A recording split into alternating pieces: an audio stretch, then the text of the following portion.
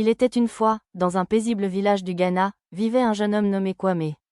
Kwame était connu dans tout son village pour son esprit créatif et son sourire lumineux et contagieux.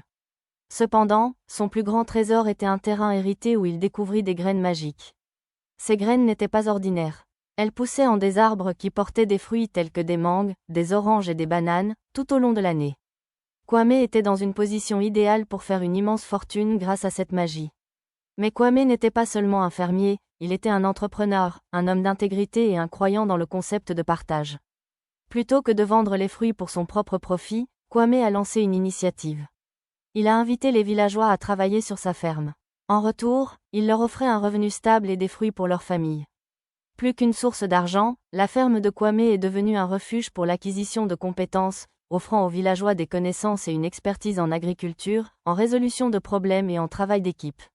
Les marchés de Kwame étaient pleins de visiteurs venus de loin et de large, et il a remporté de nombreux prix pour la qualité de ses produits. Bien qu'il soit certainement devenu riche et prospère, il a continué à partager la magie avec sa communauté. Il a utilisé ses gains pour construire une école pour les enfants du village et un hôpital pour les malades. Mais le plus grand défi de Kwame est venu lorsqu'un riche homme d'affaires de la ville lui a offert une énorme somme d'argent pour acheter ses graines magiques. L'homme d'affaires promettait de rendre Kwame riche au-delà de ses rêves les plus fous.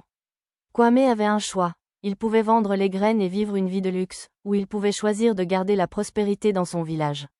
Avec un cœur bienveillant et un esprit inébranlable, Kwame a fermement refusé l'offre. Il a dit à l'homme d'affaires, « Ces graines ne sont pas seulement des graines. Elles sont la source du bonheur de mon peuple, un lien d'unité et un phare d'espoir. De telles choses sont inestimables et ne peuvent être vendues pour aucune somme d'argent. » La nouvelle du choix de Kwame s'est répandue dans tout le village, et il a été honoré pour sa décision.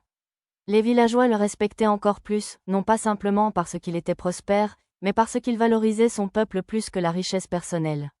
Et ainsi, Kwame, l'entrepreneur éthique africain, a appris à tous une précieuse leçon, l'importance de la communauté, de l'intégrité et de la bienveillance. Son esprit d'entrepreneuriat ne visait pas simplement le gain personnel, mais une prospérité partagée.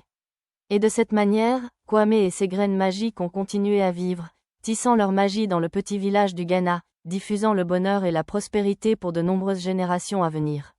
Abonnez-vous pour découvrir d'autres histoires africaines vraies. Soutenez la chaîne pour faire vivre cette sagesse.